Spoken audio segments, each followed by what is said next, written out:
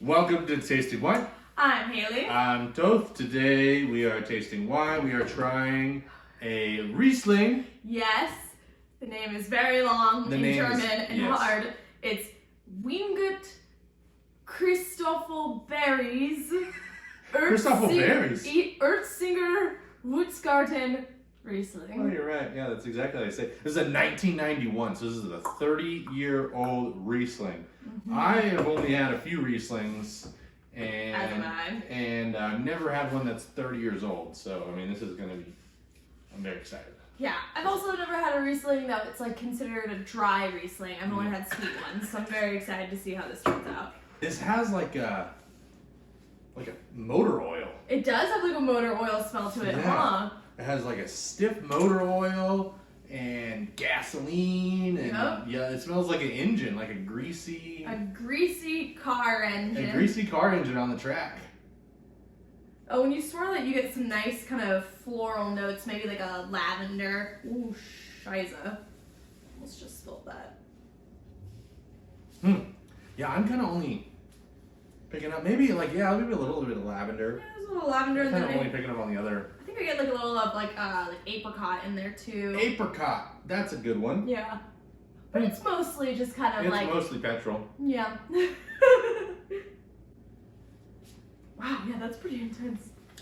Holy cow, if you were to tell me this was, wow, fucking try this, holy cow. This does not taste like it's 30 years old. This tastes nothing like the petrol. Ooh. This, I don't even know what I'm trying. Apricot, peaches, wild, exotic fruits, you know? Like no acidity at all. Doesn't really, no, maybe there's acidity. Oh, I think it's acidic. No, it's definitely acidic. Sorry, I should have said that. I meant to say, no tannin, that's what I meant to say. Yeah, there's like literally no tannins, but I think the acid's kind of high. Yeah, acid is super high on this. Yeah. I mean, that's how it's lasted 30 years. Makes sense. Holy cow, do you like this or no? I need time to sit with it. So, yeah, like I'm not really sure. I kind of always had written off Rieslings primarily just because I always had sweet ones. This, I wouldn't say is a sweet Riesling, although it does have a lot of fruit. It has so much fruit. Like an insane amount of fruit. Yeah, for 30 years. Yeah, surprising for a 30-year-old. I think it needs to be colder. After I decanted it, I think that like warmed it up a little bit. Like this bottle was cold and then I put it into like a warm decanter. So I think it needs to be colder, but it's got so much going on. The finish is so long. I'm still tasting it. You get butter? Yeah, you get butter and peaches and like so much. Lots of fruit, lots of butter. I feel like there's some minerality in there, and I'm assuming it's probably so. Actually, these vines were grown with red slate. Red slate was in the soil. Yeah, these slopes of this vines. There's a picture of it from this winery. It's like 55 degrees or more. Yeah.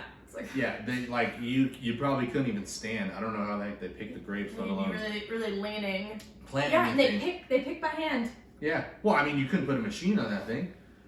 That's true. There's no way you could put a machine on that. I know. I didn't really. I was like, they pick by hand. Well, yeah, I feel like they have to pick by hand. Yeah, they definitely have to pick by hand. So steep. Yeah, this is only 7% alcohol, which is super nice, super pleasant. Yeah. But I can't get over the smell because it's like gasoline on the smell. I know, it's kind of crazy. It's very overwhelming on the smell. If you were to like say, hey, smell this and then try it, you might be like, I'm not fucking drinking that. It smells weird. I think in terms of like, well, food, I know that we've heard before, like Thai food pairs really well with Riesling. Yeah. And now that I'm trying it, I'm like, yeah, Thai food would pair so well with this. Yeah, the acidity is coming up even higher. Like, and that's just, Thai food is a great call. What would you get? Like, I'm gonna get pad thai. Well, you always get pad thai and I always get curry. Yeah. But I think, honestly, this with like pad thai or drunken noodles would be so good. Yeah. All that crushed like peanuts on there.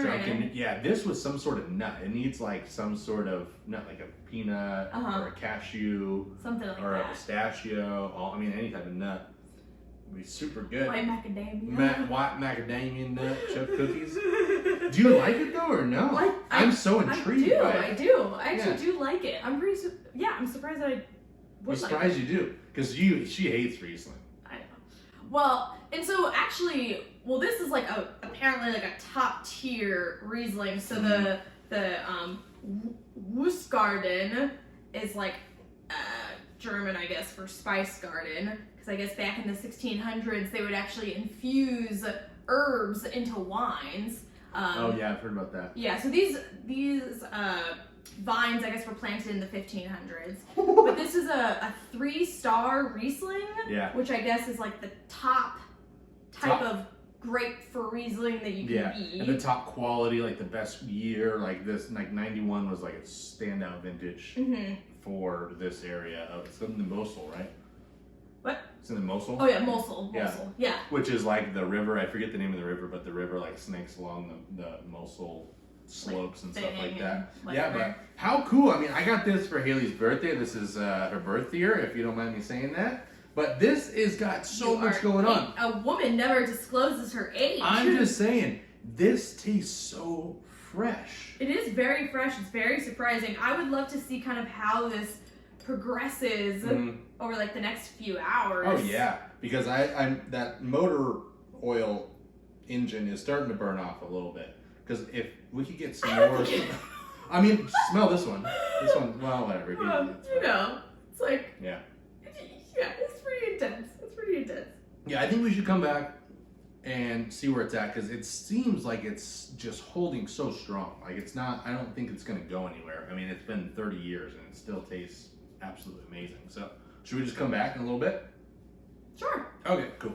All right, so it's been about 30 minutes just hanging out in the glass here. Yes. This wine is so interesting, though. It's so interesting because it doesn't taste like it's 30 years old. Like it doesn't really show any signs of age. Like because it's so fruity, it's so fresh. It's got great acidity. I know it's so good. The best way I can describe it, it's like drinking a bunch of tropical fruits.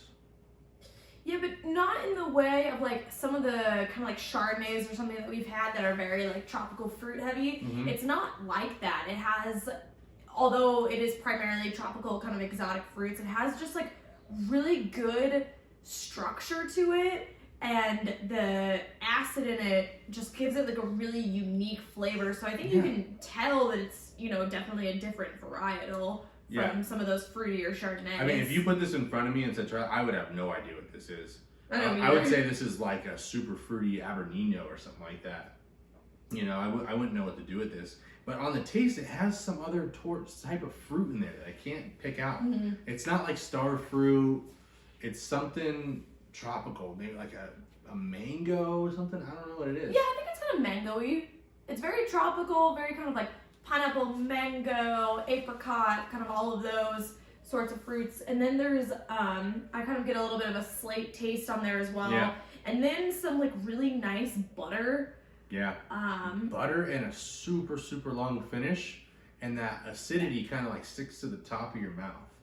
Kind of just like fades out. It's a beautiful wine. I mean, 30 years old, super impressive, super low alcohol. It's only 7%. I would think maybe it needed to be a little bit higher to like preserve it that long, but yeah. Well, this was these bottles were preserved in literally like a pitch black cave, undisturbed.